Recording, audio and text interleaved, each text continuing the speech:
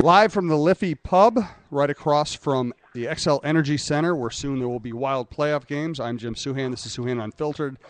And my guest today, an emergency Russo podcast, Russo Souhan podcast, because Michael is in St. Louis preparing for Game 1 of the playoff series. I am at the Liffey again, about to drink a Guinness, also preparing in my own way for the playoff series. We will be giving away a few gifts today. I have a couple of hockey books and a Masters book we'll be giving away to people who come by. This is the last podcast we're doing at one of the Cara pubs. That's the Liffey, the Local, and Kieran's, where we are not giving away free Guinness. Starting Tuesday night, 5 o'clock at Kieran's, we will give away 50. That's 50. I will be buying 50 people a pint of Guinness. If you come in for the podcast, we're going to have a Minnesota United, Minnesota FC soccer player with me talking soccer and other sports at Kieran's, 5 o'clock on Tuesday. But let's get to business here. First of all, thanks to my sponsors, the Cara Irish Pubs, Liffey, Kieran, the Local, O'Gara's, where I'll be tomorrow night, Minnesota Eye Consultants at mneye.com. Michael, what's it like in St. Louis today? Is there a buzz yet? I really haven't left the arena, but there, I'm sitting in the lower bowl right now, and it's actually I wish I could do two things at once and tweet out a picture of what I'm looking at. I'm just alone in a dimly lit arena with 20,000 seats, having white David Backus rally towels on the draped over the seats, and it's just a really cool kind of intimate scene right now. And this is definitely the calm before the storm, Jim. Is Nino out there taping his stick yet? Not yet. No, it's just a bunch of, I see in the distance, definitely some TV workers and things like that. Actually, it's a couple of suites or people. It looks like fans are already in here in some of the suites, but it's been just a long build up, as you know, Jim. I mean, it's 5 days, a long time to be writing stories and talking about this series. And I think that I was talking to David Backus again this morning, and he just talked about how this is the type of thing that Ken Hitchcock relishes, and that there's been almost too much information disseminated, and it's just time to now strap on the skates and see who can win the series. I was on with Sansford earlier, and I was telling him that the St. Louis is a better hockey market than people think it is. The high school I went to in St. Louis for 3 years had a really good hockey team. There's good high school hockey. There are a lot of private schools. There are a lot of people with money who have their kids playing hockey. It's not like Minnesota, but it's probably a better hockey market than it is advertised as. Or do you agree? Tell me if I'm wrong. Yeah, I do. I still think this is a baseball town, but I do think Sure. It's a great hockey market. For some reason, these games didn't sell out, though, and I really genuinely think that we're going to see this place flooded with Wild fans tonight that couldn't get into XL Energy Center. The emails and the tweets that I've been getting in the last couple of days, it just sounds like people are flooding down here. I know I've gotten a bunch of pictures already today sent to me on Twitter of Wild fans all around this town. But, I went out last night to a couple of the sports bars, and they were packed with people just watching, hockey games, not Blues games. And every one of the bars has the St. Louis Blues symbol over it, and it's a fun time, I think, for hockey. This is a great team. This team is starving right now for a Stanley Cup championship. For 3, 4, 5 years, the Blues have been the popular pick by some so-called experts to win the Cup, and they've been bounced the last 2 years in a row in the first round after having 2-0 serious leads in both series. So, if all of a sudden, I mentioned it to you the other day, and I've mentioned it a bunch of times, if the Wild can somehow get Game 1 tonight and turn that into a storyline of panic tomorrow going into Game 2, that this team's going to blow a third, straight year of playoffs, I think that'd be huge for the Wild. I agree with you, and I was telling somebody else today, it's always just a really stupid cliche when people in our business say, oh, that Game 1's so important. It just isn't all the time. But I do think in this circumstance, with the Wild being the hotter team and with the Blues being the more paranoid team, that if the Wild can give them a reason to sweat in the first 2 games, can win one of those 2 games, and then I do think you might be playing against a tight team by the time that they come back to the X. Yeah, I completely agree with you, and it's an open storyline now. I can't believe how many Blues players are openly talking about in the locker room today that it's time to put up or shut up, and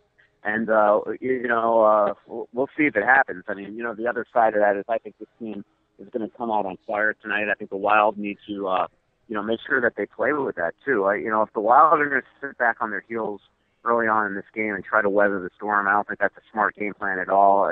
Mike Yeo was saying today they'd love it to be like two Rams colliding. The Wild to give it right back to them. And, one thing Ken Hitchcock noted in today's press conference is that 3 of the 4 road teams won last night, and that's a scary thing for the home team right now. That's how even these games are right now in the National Hockey League. The game in his mind is going to be won 5-on-5 because there's so few special teams in the playoffs. And so, he wants this team to go out and prove itself, especially at even strength. You mentioned Wild fans walking around town. I'm amazed, and I started noticing it with the Twins in the early 2000s. People just craved the ability to go see the Twins on the road. And even before that, Minnesota fans wanted the outdoor experience, so they would go to Kansas City, they go to Chicago, they go to Detroit, and they also went places where the tickets were more readily available. I've noticed it in Vikings trips. I get on a plane on Saturday to go to a Viking game, and half the team is, half the people on the plane are wearing jerseys. Wild fans have followed suit. I mean, you go to a game in Tampa. I remember right after they got Chris Simon, I met you in Tampa for a game, and there were a bunch of Wild fans. Is that everywhere? Yeah, it's amazing. I mean, Arizona, when the Wild play down in Phoenix, I'm telling you that half the arena is Wild fans. You walk in that outdoor district there, which I think Jim, from covering Vikings games down there. That outdoor area is just filled with people wearing Wild jerseys, and that's been that trend here the second half of the season. A lot of the Wild players are talking about it, and we're not talking about spring break time. We're talking about back in February when they went to Denver, back in early March when they went to Washington, Raleigh. The amount of fans that were cheering when the Wild won, the amount of times that we basically heard the doos, on the crowd. I'm trying to remember what game it was earlier this year, here in the second half of the season where the Wild won either in overtime or in a shootout on the road.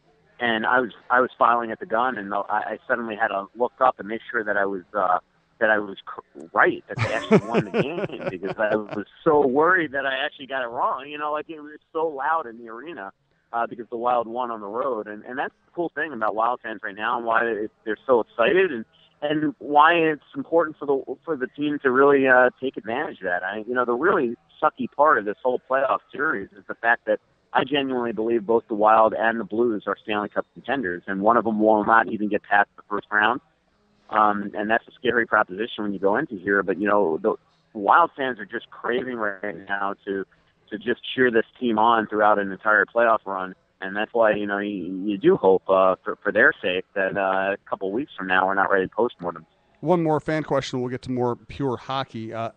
Is it that way with every fan base? I mean, do people all over the NHL? Are the Minnesota fans outliers in the way they go to road games? No, there's definitely, Red Wings fans travel well, Ranger fans travel well, but a lot of them, you don't know if they're traveling well or when there's just a ton of Red Wings fans in Minnesota, like there was a couple of weeks ago. If those are just Michigan,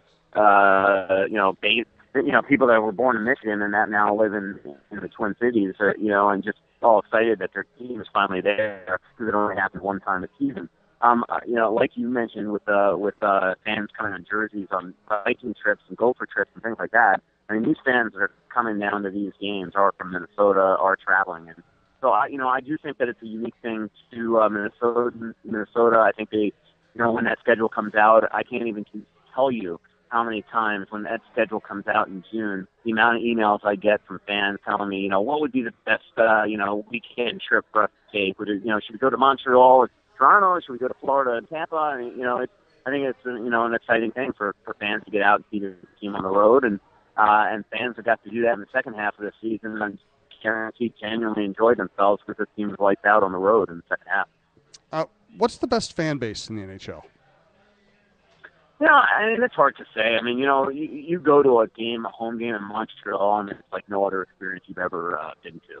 It really isn't. It's just it's an amazing party from the game operations to the fans. So I put them right up there. I'd probably put Montreal. I'd probably put, I'm trying to think.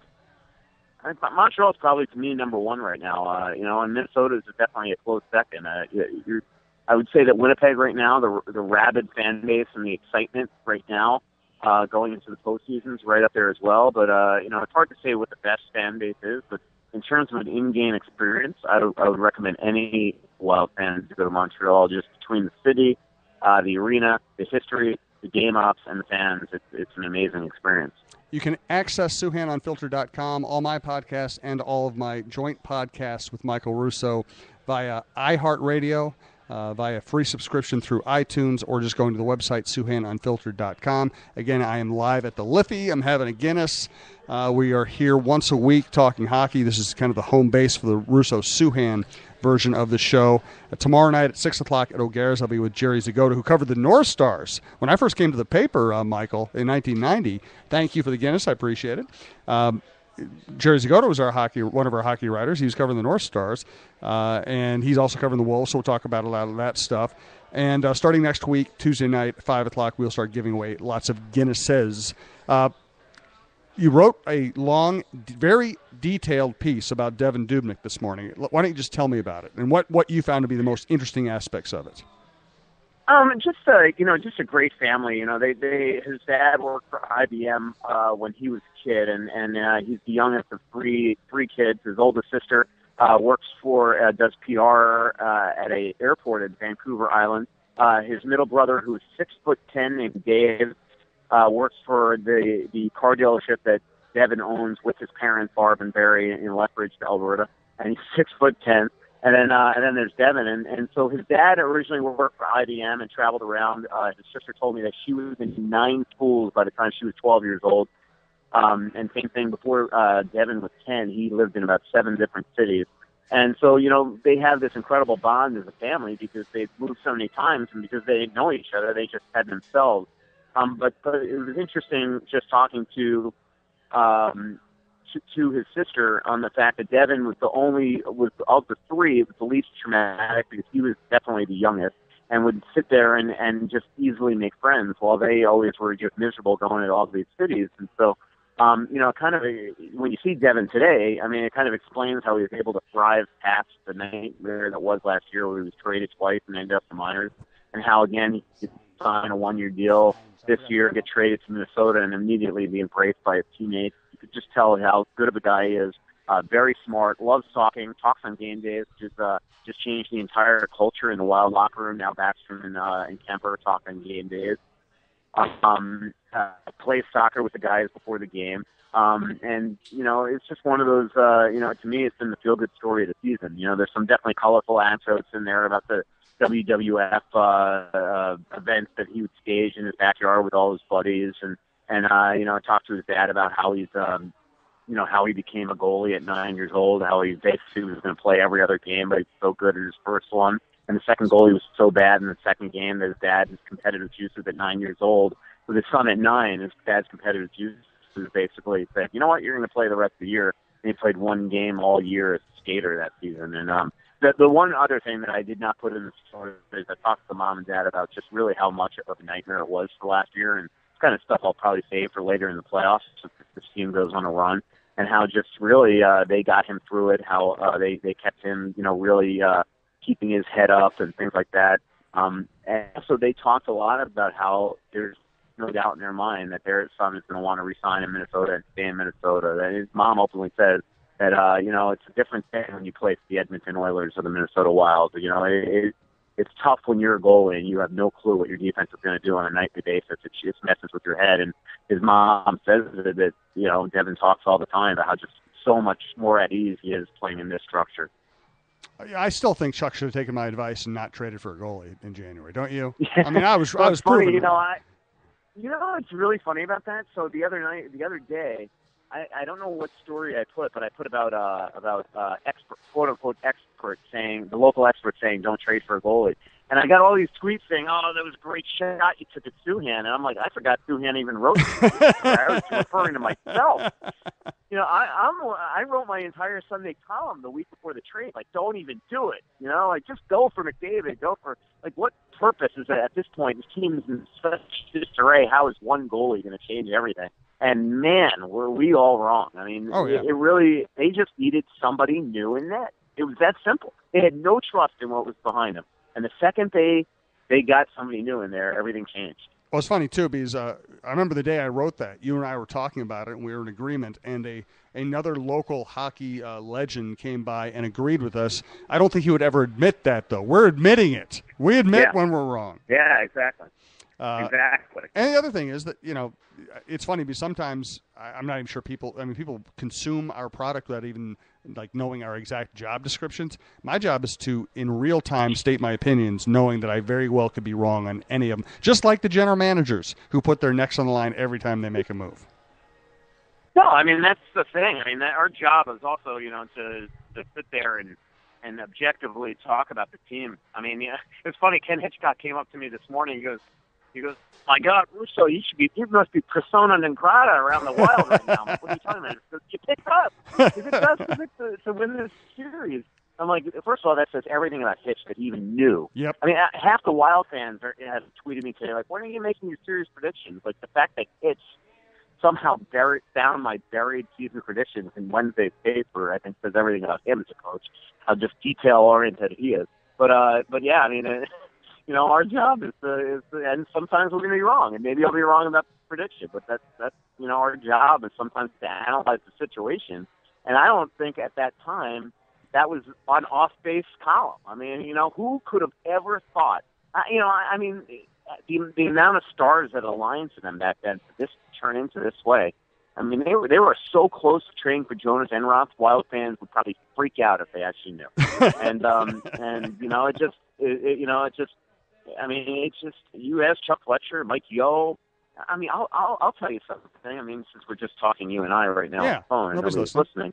I mean, the night they traded for Devin Dubnyk, I actually probably shouldn't say it. Oh, go ahead. Well, I'll just say that we were in Buffalo, and I was out with Pierre LeBrun, and let's just say that I got together with Mike Yeo. Mike Yeo had no clue this was going to possibly, this was just a new goalie that they needed in net at the time. Nobody could have ever envisioned it. They just needed something new, and luckily for them, they were playing Buffalo that first night, and just went on a tear, and they got the right guy. There's no doubt about it. Oh, absolutely. Let's get some Twitter questions. We always have great questions, people reaching out on social media. Also, we are at the Liffey. We're giving away a few sports books. If you want to stop by and show us that you've retweeted the show, we will give them out. And again, starting next Tuesday, we'll be giving out lots of Guinness going forward. Also, please, what's the word? Buy stuff from, I think. I'm looking for the synonym for buy stuff from our sponsors, the Cara Irish Pubs, O'Gara's, and Minnesota Eye Consultants at mneye.com. Guess what? FVM, somebody named FVM is asking, both teams have great structure and depth. Do you think it could become a sort of war of attrition? David Bass said that today. I think these two teams, I will say this is kind of why I really felt it was important for the Wild to avoid St. Louis in the first round and let somebody else take St. Louis in the first round. And then if you advance, you hope that St. Louis and whoever that other team was just beat the crap out of each other. And I do think that whoever gets out of this round is going to be a very banged up team. And I do think it's down to the last man standing in this round. The Wild are going to have to figure out a way to really combat their style. There's no doubt in the world. The Wild's game plan or the Blues' game plan is to punish the Wild physically, and there's no way around that. I'm staring at the rink right now. There's no place to hide. There's no exit. There's no out of bounds line. There's no dugout. There's no. You're gonna get yourself along the board, and you're gonna get absolutely crushed. And so the Wild, they don't have the players to match up with that, but they have the players that can finish checks and to play hard-nosed hockey as well, but just maybe not put out the physical punishment. And I just think that's the most important thing. You watched playoff hockey last night, and guys are just getting hit. And that is the way to, a series of 7 games for a reason. Hits you make in game 1 affect you in games 3, 4, 5, 6. I mean, there's a reason why starting next week at practice, we're going to get 4 or 5 players a day. that they're basically not going to practice anymore in the playoffs. You know, that guys are mostly going to have recovery days. And that's the way it works in the playoffs because it's such an absolute physical grind, and why this is, to me, the hardest championship in the world to win, because by June, these guys could barely walk. And so I definitely think that I would agree with FVM there. You know, it's funny because at the time, we could second guess whether Chuck Fletcher was making a move that really make the big difference with the goalie. You could also second guess whether he went overboard in trading for forwards and forward depth. But if they have a long run, those things will serve them well. Yeah, absolutely. I mean, you know, I 100% agree with a lot of people that have said it has almost messed up chemistry here down the stretch. And there's something to that. But if you remember at the trade deadline, first of all, there's a trade deadline for a reason. At that time, you know, Ryan Carter was hurt. Jason Zucker was hurt. They thought he was maybe out till May. Matt Cook was hurt. Somebody else got hurt like that day or something. Maybe the game before, like Brodziak or somebody. You know, that was just one of those moves where it's like all of a sudden they had to make a couple moves at that time. They would never have traded for Sean Bergenheim, trust me, if they knew they were getting Chris Stewart. I mean, I was sitting with Chuck yesterday, or a couple days ago, and Chuck's like, I still don't even know how the hell that trade happened. I mean, honestly, he's like, we were out of it. We never even knew that we were in it, you know. And then all of a sudden we get a call with like 10 minutes left, and it's like, just give us a second round pick, you know. We're like, yep. Okay, well, we're not giving up this one, but I mean, it's just interesting. And it's, by the way, the same second round pick that they wanted for Jonas Enroth. Talk about a better trade. Wow. So. Actually, Chuck was joking around. He's like, yeah, this gives me an idea. I think I'm just going to start just trading second-round picks like next year, like trade the 2022 and the 2023. Just keep on going, you know, down the line. I love it. But, you know, it's one of those things where, you know, I do think that they have been very fortunate here down the stretch where they haven't lost any more impactful players at all. These are the two healthiest teams, by the way, in the playoffs. It's amazing. And wow. But you don't know what that's going to look like in 2, 3, 4 days. And so, you know, right now, while, you know, everybody's freaking out that guys like Holland, Schrader, and Carter and Cook can't get in the lineup. I mean, these guys could very well be in the lineup at game 2 or 3, whether it's an injury or just, you know, the fact that they're going to need to change things up if they're down in the series. FVM also had a good second part to his question. What do you think of this matchup compared to the Wild's matchup with the Avalanche? Is this more strength on strength?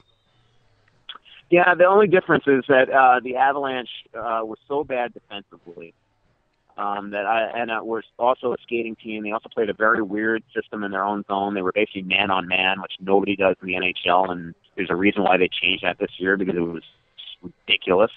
And so it's a very different series, different teams. And like I've said, I mean, I've been pretty open about the fact that I just think this was the least desirable matchup for the Wild. You know, unfortunately, in this playoff format, the Wild, even though they had more points than other teams in the other division, this is just the matchup that they get. If they had won one more game at home, or maybe didn't, played more to win game 82, they probably wouldn't have gotten St.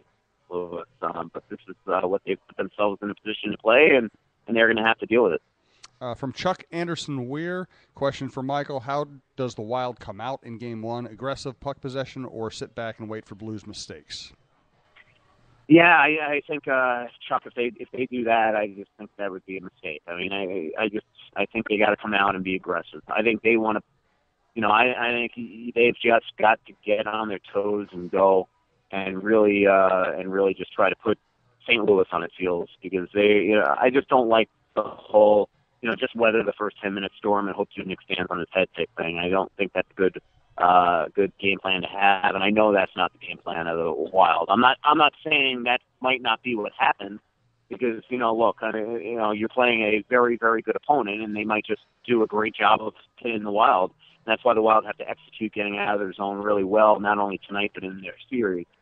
But the game plan of the Wild, I mean, just again from talking to Yo the last 5 days, there is no doubt that he had told his team, do not sit back and wait. Go, go, go. But, who knows how they are playing a very good opponent on the road. Who knows how it transpires in the first 10 minutes tonight. Scott Shutter and Eyes on Vandy, Jason Piant, who also contributes to the show a lot, asked two different versions of the same question. Scott asks, should Subban have been suspended for the slash on Stone? Does the league have a double standard on suspensions? And Jason asks, did you take the pulse of the Wild players about that slash? I didn't take the pulse of the Wild players, and I do 100% think that he should have been suspended. I think it's absolutely ridiculous that this guy, Mark Stone, might be out for the rest of the series on a very dirty, to me, very intentional slash, and this guy doesn't get suspended in a league where the safety department, who I, as you know, have shadowed and have respect for, but they openly say that injury usually means everything. And here you have the potential Rookie of the Year, potentially out for the Ottawa Senators on a absolutely vicious, dirty play. And he's not suspended. I just don't get it. Wild Extra asks, saying that you always have a good pulse, a good idea of the Wild's pulse. How do you think they'll play early tonight? Do you think they'll be nervous? Do you think they'll play? I got to tell you, I don't have a great pulse of the. I could tell you they're loose. I could tell you and things like that. But I don't know what to expect. First of all, it feels like a month since I've covered a game, and a month since I've covered this full team, if you think about it. I mean, they didn't play a lot of their big players in Nashville, and they didn't play with Spurge and Suter and Koivu in St. Louis in the finale. So I have not seen the Wild's full lineup since last Tuesday, 9 days ago. So I just don't know how they're going to play tonight. I really don't. And also I mean, this is going to sound stupid, but the locker rooms in this arena is very difficult to gauge. They got a full separate dressing room and a full locker room. And when we got in, Joe decided to go first today for the press conference. So by the time we got into the actual locker room portion, there was no shooting the shit with anybody. They were all in the dressing room, and it was just like, hey, I need Dumba, get Dumba, I need Leopold, get Leopold. So you were getting one at a time, and there just was no. Usually the way I gauge these guys, just kind of roaming around the room with my reporter's notebook in my back pocket, just shooting the breeze with them, and today you just didn't really get that opportunity. That's modern sports writing, unfortunately. It's amazing how rarely these days you actually get unsupervised moments with players. Now, you do because you know the guys so well, and I do because when I'm at a Twins spring training clubhouse or something like that, when there's time and space. But it's amazing. Like I went to the Wolves final game last night. There was no chance of having anything less than a 30-on-1 conversation with anybody. It's amazing, and I hate it. I understand it. There's just so many of us these days. But man, I miss the days when you just walked up to people and talked to them one-on-one. Yeah. By the way, I'm putting you on speaker right now. Can you hear me okay? Yes, I can. All right. I want to read you an email that I got from a reader. Okay. Speak loudly. What's that? Speak loudly. Okay. Can you hear me okay, though? Yes. Okay. I'm not going to say who wrote me this, but I've wanted to hear your reaction to this email since I got it last night. Okay. The subject is Blues over the Wild, ? Okay? What are you doing picking the Blues over the Wild? You're the beat writer for the Wild. Oh, God. The people that pay you are Wild supporters. If I was the Wild team, I would not grant another interview with you. I know in your head you were thinking you were being objective, and you really think that you really had to think long and hard. But I have taken you off my Wild fan list. As a Wild fan, it will be very hard to read your articles going forward. You have to be loyal, my friend, and you are not loyal. Go sit in the corner and think about how you are going to retract your prediction. Not reading you anymore. Okay. Well, so I wrote him back. What would you say? What's that? What did you say? I wrote him back. I said, because he also told me he's going to start reading the other paper. So I wrote, Pioneer Press also picked the Blues. Guess you'll have to stick to Wild.com for your Wild coverage. That's what I wrote him. But, honestly, that is, whether you were being snarky or whether you're just being blunt, that's exactly right. There are so many options these days. There are so many fan sites, and, we have a lot of fan podcasts on this network, the Alive and Social Network. There are team websites where you can get team-sanctioned views on the team if that's what you want. If you pick up a newspaper, you should be looking for honesty. You should be looking for some. I don't believe in pure objectivity. There's no such thing. But you should be looking for professionalism, and being professional is being honest. And what I wrote him back is I wrote him. I don't even, because we had a back and forth email too, and I'm like, I don't even understand how an adult doesn't get the concept. Is he an adult? That sounds like a 12-year-old. That I don't work for the team. That I am not. I am not a Wild fan. Like I don't get how you're not going to read, Devin Dubnyk profiles and Jason Zucker profiles like I've had the last couple of days because you're upset that I didn't support your team with a stupid pick.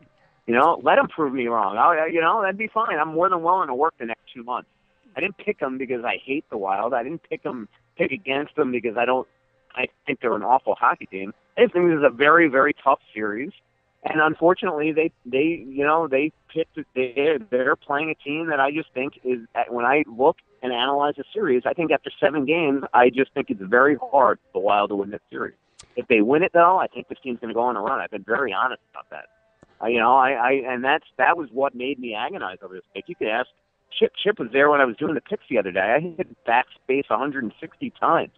I spent an inordinate amount of dumb time trying to do my predictions the other day because of this one series, and every time I just did it, I analyzed everything. I just didn't see how it was going to happen. So that's why I did it. It doesn't mean that you should stop reading me. I don't get it. It's just childishness, but it is also very interesting, and we've really learned this in the social media age.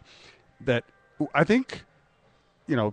Guys like you, people in the newspaper business, actual objective reporters, if I can use that term, I think objective sports reporters are the most visible people they have the most visible jobs that are completely misunderstood. There are a lot of people out there who really think that it's your job to be friends with the players. It's your job to be nice to the team. It's your job to support the team and to take another illogical step that what you write will affect the outcome. Yeah.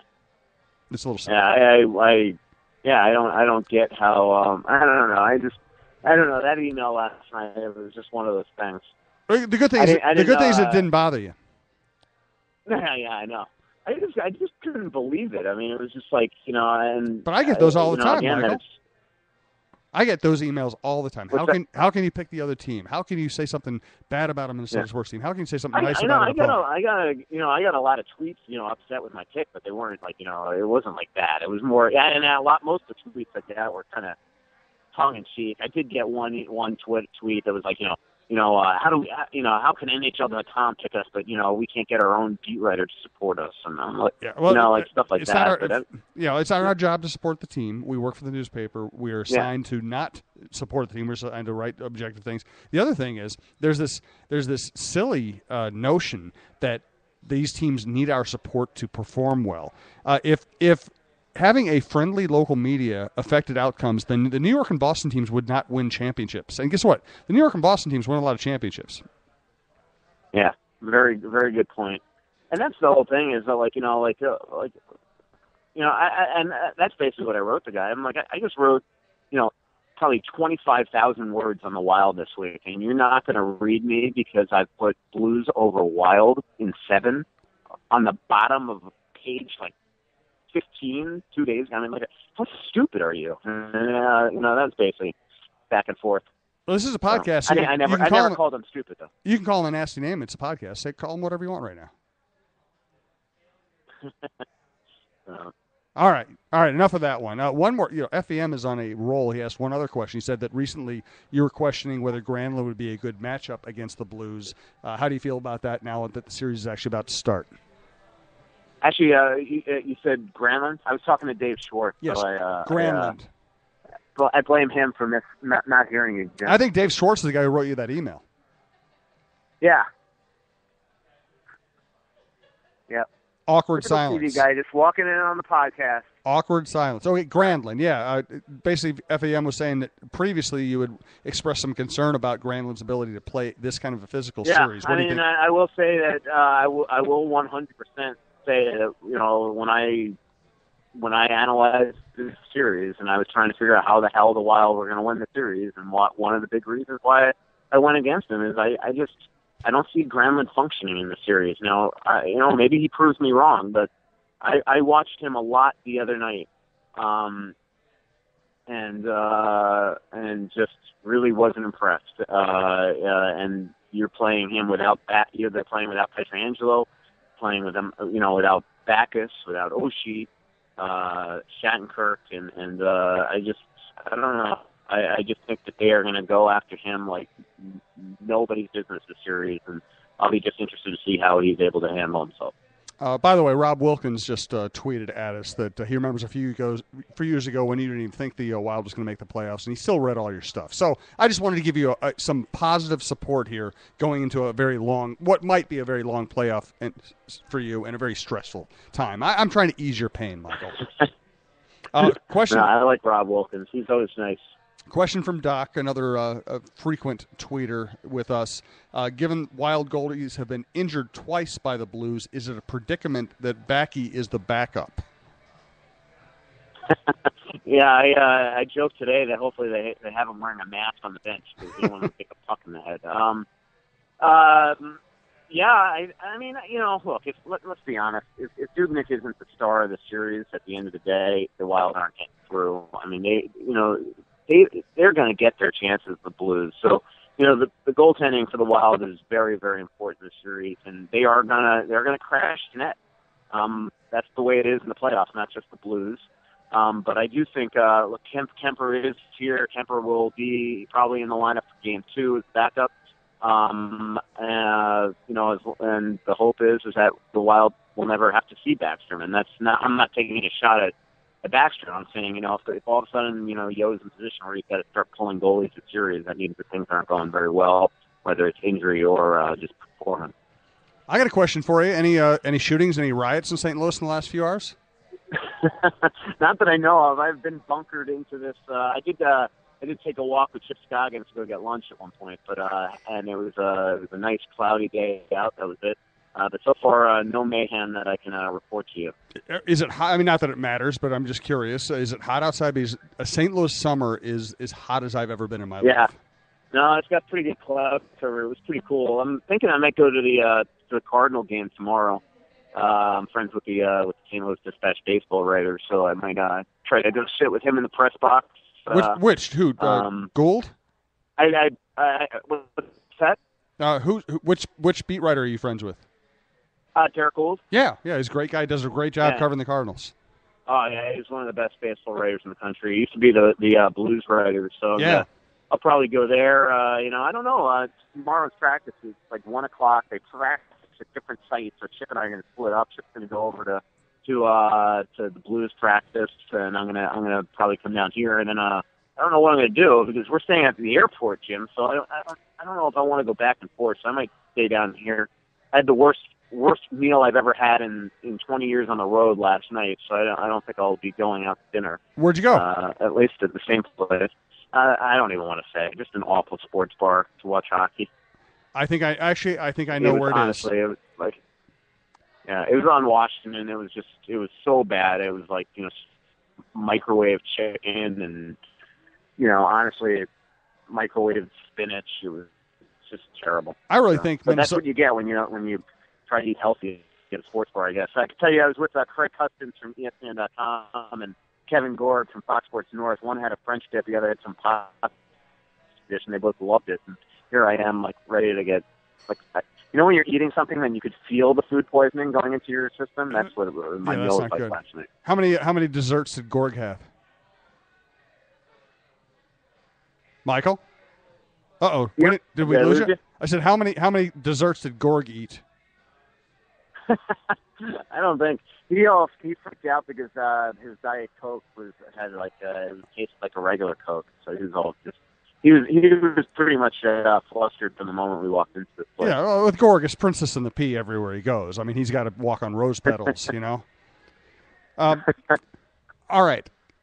I know we talked about it the other night, but it's game day, so I want to revisit it a little bit. Let's come up with a new feature for Russo Souhan Unfiltered. It's kind of based on the 3 stars idea, but you can take it. It can be 3 whatever you want. Give me 3 keys. 3 keys, and let's phrase it this way to please your angry emailer. 3 keys to the Wild winning the series. Dubnyk playing unbelievably, balanced scoring. And I would just say execution out of your own end. I mean, the one issue in this building in particular with the Wild is that they spend an unbelievable amount of time in their own end defending, and so you're just putting a lot of pressure on Dubnyk, even if you're keeping things on the outside. We've seen a lot the last 3 weeks. Whenever Dubnyk is beaten, it's usually pucks off skates and redirections and traffic and things like that. And the Blues do an incredible job. And we're just watching them play offense tonight. They cycle the puck and they send it to the point and they shoot. Cycle, send it to the point, shoot. They constantly are sending it up top, either wire it back to the corner for cycle or just to shoot through traffic. It's a very simple game they play. And that's, the more time you spend in your own zone in those situations, whether you keep them to the outside or not, the more likely in a game, as you point out often, in a game where funky bounces a lot of times determine the outcome, you're going to get the funky bounces. So just get out of your own end. I know that sounds simplistic, but play in the offensive zone is the way to win this series. And the Wild, that's why this team stinks in this building. I mean, this Wild team in this building is just at least this year they've looked competitive in this building at times. But, in previous years, this team doesn't even compete in here. And, again, that's another reason why it just was so hard for me to pick the Wild to win the series. I'd probably change my pick if the Wild had a home ice in the series. And so if the Wild can split the first 2 games of the series, that would be huge. A compliment to you from Intentional Offside, saying that he would rather have you being objective and not picking the Wild than just being a mindless homer. That's the way I like to view the world. And a question from Justin Wallace: how do you expect the Wild to respond after the break? He's concerned based on their layoff before the end of the season push. Yeah, it concerns me. Again, that's another one of the issues. This isn't just the break. They haven't played a full lineup in 9 days. And so, I would say that, these are every concern that Wild fans are bringing to me are the reason why I picked the Blues to win the series. I just don't know what to expect here tonight because of just the fact that we haven't seen the Wild play since that great game in Chicago. Ryan Suter and Jonas Brodin are really good players. They're also, again, always feel free to correct me if I'm wrong. They're finesse players, and they're about to play a very physical team. Does their game match up well? Yeah, it's interesting. Because Suter is, sneaky strong, and he very rarely gets himself crushed. And Brodin's ability to skate out of that type of danger, I think, is something that will help in the series. The guys that would more concern me are the second line. Because Spurgeon is somebody they're going to target, and Scandella does have a tendency to get stopped. But again, the most important thing in this series is just when these guys get the puck, get it out. Even if it means chipping for a while, and just again, a lot of it's going to have to do with the forwards helping out. But I don't, I guess I'm not. Where it might hurt you, Jim, is those plays in front of the net where they're not physical. But in terms of being punished on the forecheck, I'm not as concerned there as I am just their ability to kind of be muscle guys out of the crease and things like that. And these are big forwards that love to establish position. Even guys like Tarasenko, I was shocked today in the locker room seeing how thick he is. Like he is built up. His upper body, I mean, is for a young kid right now is pretty impressive. And even their so-called super skilled players are guys that are pretty big. So it's going to be a big challenge for these guys, boxing out and keeping these guys away from the Dubnyk division. One of my assignments used to be kind of a roving feature writer, and I went down and spent some time with Hitchcock and Gainey when the Stars, actually it was during the Stars Stanley Cup run. I during the regular season before the Stanley Cup run, I spent time with Modano, and they were just a blast to be around. And Hitchcock just became one of my favorite guys I had ever covered. You know, one of those guys who sits there and asks you questions, you know, while you're sitting there talking to him. Yep. What's your history with him? And I mean, I like him as a guy, I like him as a coach. Just give me your view of him.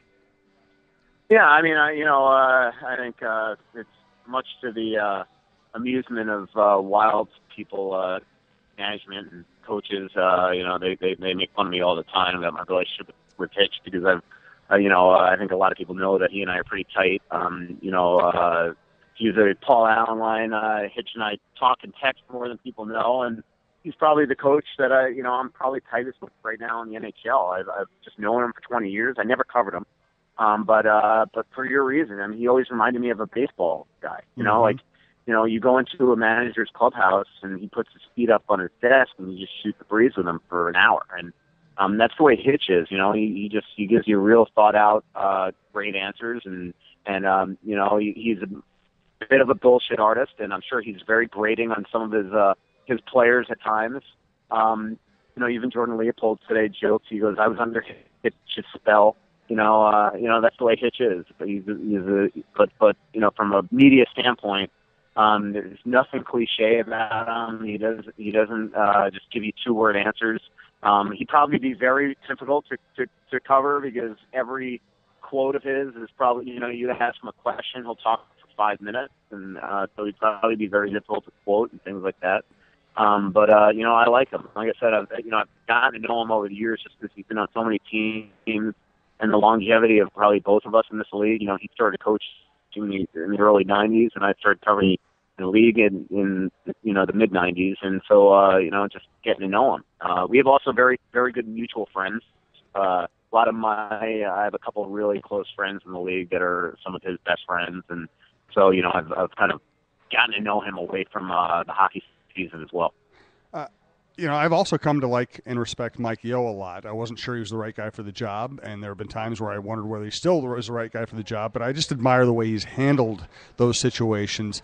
Does Mike have any coaching weaknesses that could hurt this team or did hurt this team last year?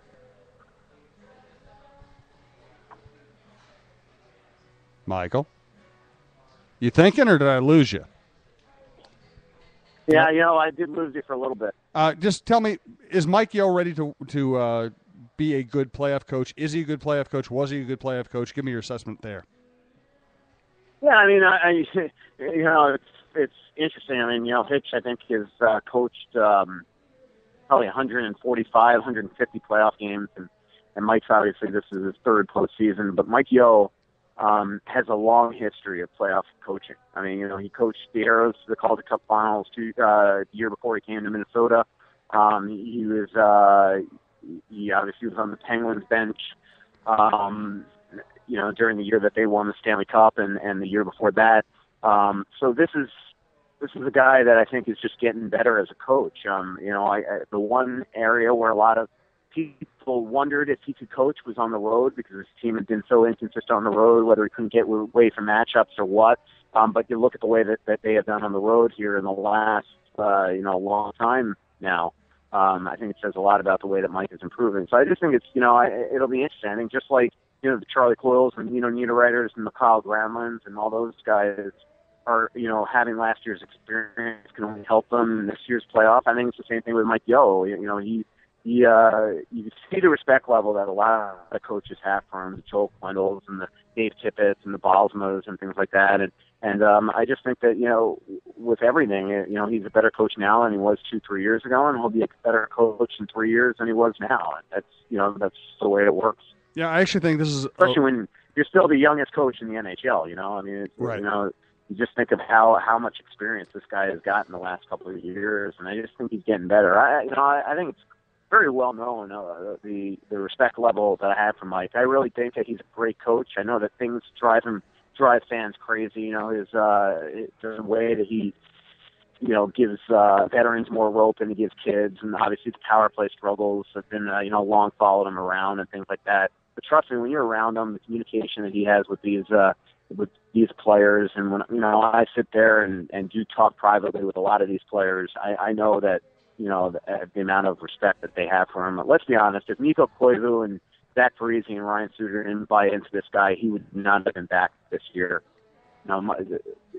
He was not extended until those exit meetings with those players, and in those exit meetings, a lot of questions were asked from the general manager to players. It's two-way to treat those exit meetings, and the endorsement was there from the guys that matter on this team. I'm about to go make up some T-shirts, some Souhan Unfiltered T-shirts, and also some Russo Souhan Unfiltered T-shirts. What size should I get you? Oh, did I lose you? Might be time to wrap up and let you go do your work anyway. Yeah. I don't know. We're going in and out. I don't know if you can hear me okay, but I'm definitely losing you every now and then. Well, listen, you've done enough. I appreciate you doing 2 shows this week. Enjoy St. Louis if that's possible. Don't get shot. And we will talk to you. I think you and I are going to try to do a show next Wednesday afternoon from the Liffey before the Wild game, and then you and I will do a show. Presuming there's a Game 5, we'll do a show from the road Friday afternoon from a hotel lobby or from where you are right now as the series progresses. Any final thoughts, Mike? Yeah, that sounds awesome. Looking forward to it, Jim. All right, Michael. Thank you, and good luck with deadlines tonight, man. I know how hard it is to write these games on those deadlines. All right, we're going to say goodbye to Mike. Thank you, Michael. Appreciate it. Again, this is Souhan Unfiltered. Michael Russo is a frequent guest and collaborator on the website. I'm going to give you just a couple of other sports thoughts before we bail out of here. Again, we're at the Liffey tonight. We're drinking Guinness. We are also sponsored by Minnesota Eye Consultants, MNEYE.com, and the Cara Irish Pubs, the other Cara Irish Pubs, Kieran's and the local. I will be at O'Gara's Bar and Grill tomorrow night, 6 o'clock with Jerry Zagota, former hockey writer, current basketball writer for the Star Tribune, also a great guy. Next Tuesday night, 5 o'clock at Kieran's with a Minnesota United player, talking soccer, also talking other sports, also giving away 50 pints of Guinness. I will be buying a pint for the first 50 people who show up, or 2 pints for the first 25 who show up, something like that. We're also going to be giving away some books and things like that. Lee Remmel, former Packers, former sports writer who covered the Packers, later became a PR director for the Green Bay Packers, has passed away. Wonderful man. It was very good to me when I was on the football beat. I will miss him. Sad news. The Timberwolves actually tanked very well this year. 16 wins is exactly what they needed. They're going to get a top pick in a very good draft. I'm very optimistic there. Today, Vargas on Vargas crime. First time in the history of baseball. A Vargas hit a home run off of Vargas. The Twins' Vargas was Kenneth Vargas. Hit a home run. The Twins win. They've won 2 in a row. Things are at least looking a little settled down there, if nothing else. I'm fired up for this. I'll give you my pick. And I'm going to sound like a homer, even though I'm just going to go with my gut feeling. I feel like that Dubnyk gives the Wild an advantage in this series. I don't, anytime, it's like the NFL. Anytime you're picking between 2 quarterbacks means you don't have a quarterback. Anytime you're picking between 2 goalies means you don't really have a goalie. I think the goalie situation, the Blues' paranoia, the fact that the Wild has played better of late, I like the Wild to win this series. I don't think it'll be easy. I think it's 6 games at best, 7 games more likely. And I think the Wild might make a run here because I agree with Michael. I think that the Blues are one of the tougher opponents they could possibly run into. Anaheim worries you a little bit, but their goalie situation isn't that great. Vancouver doesn't scare me. Calgary doesn't scare me. Nashville, I think, peaked early. Chicago Blackhawks always scare me, but, they've had so many problems this year. I'm not sure they're as good as they were last year. I'm gonna pick the Wild to win in 7. I hate to go against Michael because he knows more about hockey than I do, but that's my gut feeling. Again, thank you. Russo, Souhan, Unfiltered from the Liffey, right across from the X. We'll be doing more shows from here. And if the Wild make an extended playoff run, Russo and I will do a lot of shows and a lot of bonus shows, some from the road, some from the Liffey. Again, you can access our show and my show via iTunes, free subscription, via iHeartRadio, or just go to the website, SouhanUnfiltered.com. And listen, we appreciate it. You guys send us great questions via Twitter, via other social media. You give us great listenership. Michael and I love doing the show together. So thanks for supporting all of that and the sponsors. We'll talk to you soon. Again, the next show for me is tomorrow night at O'Gara, 6 o'clock.